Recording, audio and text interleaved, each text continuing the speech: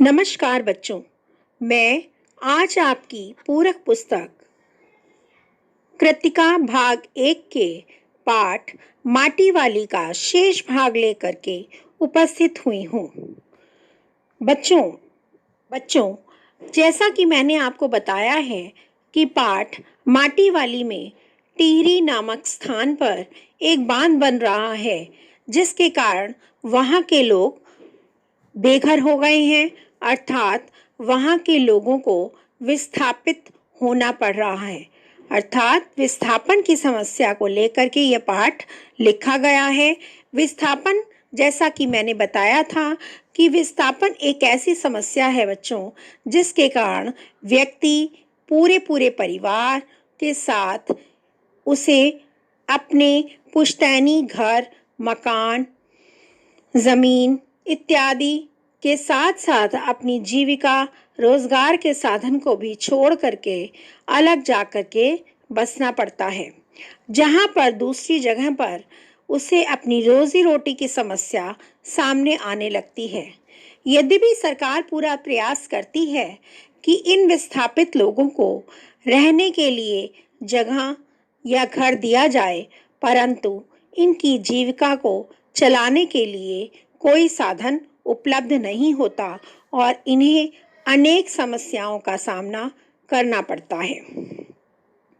तो बच्चों, इस पाठ में हम एक माटी वाली के बारे में पढ़ रहे थे।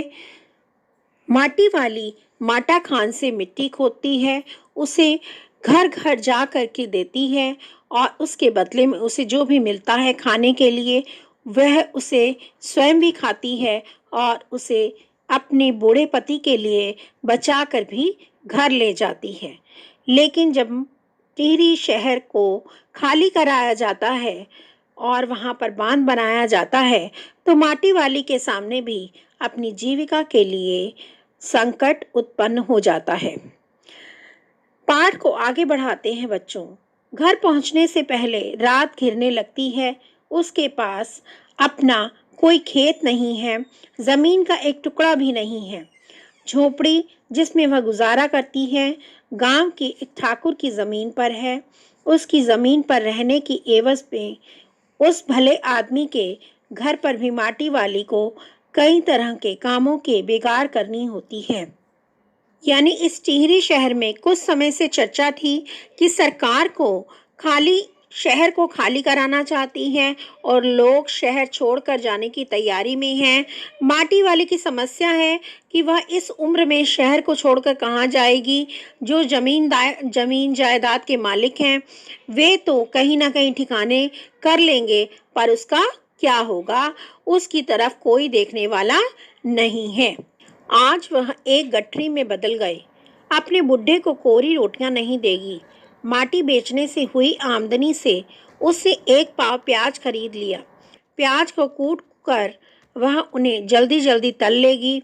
बुढ़े को पहले रोटियां दिखाएगी नहीं, सब्जी तैयार होते ही परोस देगी। उसके सामने 2 रोटियां।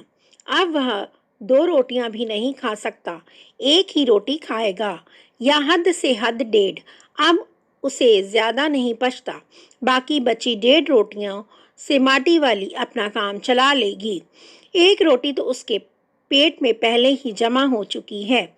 मन मन में यह सब सोचती हुई, हिसाब लगाती हुई वह अपने घर पहुंच गई।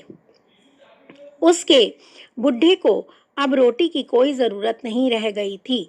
माटी वाली के पांवों की आहट सुनकर हमेशा की तरह वह आज चौंका नहीं। उसने अपनी नजरें उसकी ओर नहीं घुमाई। घबराई हुई माटी वाली ने उसे छू कर देखा। वह अपनी माटी को छोड़कर जा चुका था। तो बच्चों, यहाँ पर उस दिन जब माटी वाली 2-3 घरों में माटी देने के बाद 3 रोटियां उसे मिल गई थी और जिन्हें उसने बांध कर वह घर ले गई। वह सोच रही थी कि आज प्याज तल लेगी, तब वह अपने पति को रोटियां देगी। घर पहुंचने पर उसकी आहट सुनते ही बुढ़ा उसकी ओर देखकर चौंका नहीं। वह घबरा गई। उसने उसे छू कर देखा तो उसे पता चला कि उसका पति मर चुका है। टिहरी बांध पुनर्वास के साहब ने उससे पूछा कि वह रहती कहाँ है। तुम तहसील से अपने घर का प्रमाण पत्र ले आना। मेरी जिंदगी में तो इस शहर के तमाम घरों में माटी देते हुए गुजर गई साहब। माटी कहाँ से लाती हो? माटा खान से लाती हूँ माटी। वह माटा खान चढ़ी है तेरे नाम? अगर तो हम तेरा नाम लिख देते हैं। माटा खान तो मेरी रोजी है साहब। बुढ़िया, हमें जमीन का कागज चाहिए, रोजी का नहीं। यानी टिहरी बांध के कारण माटी वाली को अब विस्थापित होना पड़ रहा था, और विस्थापित होने वाले लोगों के साथ वह भी पुनर्वास अधिकारी के पास पहुंची। साहब ने उससे घर का कागज दिखाने के लिए कहा, लेकिन उसके पास कोई कागज नहीं था। आजीवन माटा खान से वो मिट्टी खोदती और बेचती थी, और उसके पास घर का प्रमाण पत्र कहाँ से आता? माटा खान भी उसके नाम नहीं था। ऐसे में उसे सरकारी सहायता कैसे मिल सकती थी? यानी जिन लोगों के नाम पर कोई घर, कोई जमीन थी, उसे उन लोगों को दूसरी जगह पर सरकार जमीन दे करके उन्हें पुनः स्थापित कर रही थी।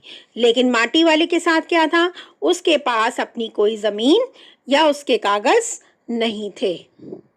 आगे देखिए बच्चों, बांध बनने के बाद मैं क्या खाऊंगी साहब, इस बात का फैसला तो हम नहीं कर सकते। वह बात तो तुझे खुद ही तय करनी पड़ेगी। टिहरी बांध की 2 सुरंगों को बंद कर दिया गया है। शहर में पानी भरने लगा है।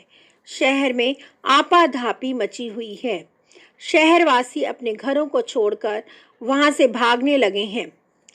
पानी भर जाने से वहां सबसे पहले कुल शमशान घाट डूब गए हैं। माटी वाली अपनी झोपड़ी के बाहर बैठी है। झोपड़ी के बाहर बैठे हुए गांव के हर आने जाने वाले से एक ही बात कहती जा रही है, क्या गरीब आदमी का शमशान नहीं उजड़ना चाहिए? बच्चों, इस लाइन को अंडरलाइन कर लीजिए, गरीब आदमी का शमशान नहीं उजड़ना चाहिए।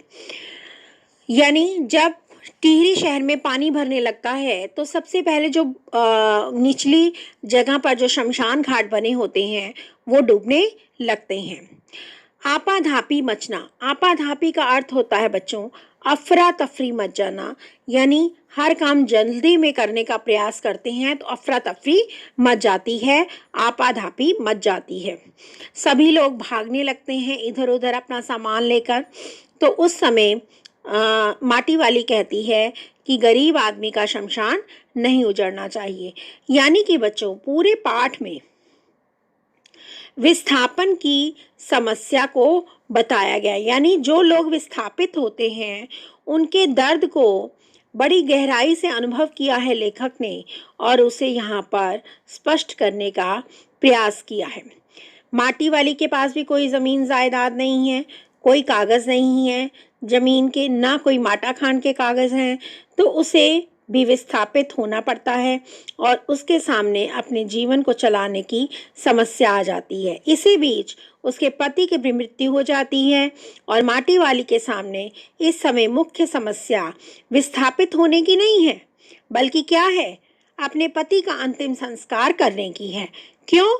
क्योंकि टिहरी शहर में पानी भरने के कारण क्या हुआ है, निचली जगह पर जो शमशान घाट बने हुए थे सबसे पहले वहीं डूब जाते हैं। तो उसके लिए घर और शमशान घाट में कोई अंतर नहीं रह जाता है। वह सोचती है कि एक और व्यक्ति प्रतिदिन विकास का दावा करता है, पर गरीब आदमी का सब कुछ छीना जा रहा है। मरने के बाद भी उसे जगह नहीं मिलती है और वह पीड़ा और हताशा के साथ ये कहती है कि गरीब आदमी का शमशान नहीं उजड़ना चाहिए। तो विस्थापन की समस्या को यहाँ पर माटी वाले के माध्यम से लेखक ने बहुत ही मार्मिक ढंग से प्रस्तुत किया है। तो बच्चों, ये पाठ आपका यहीं पर समाप्त होता है। उम्मीद है आपको पाठ समझ में आ गया होगा। पाठ को 2 भागों में बांट करके मैंने समझाया है। इसके 2 अलग अलग वीडियो हैं। अब अगले पाठ के साथ हम फिर मिलेंगे। तब तक के लिए आपसे विदा लेते हैं। धन्यवाद।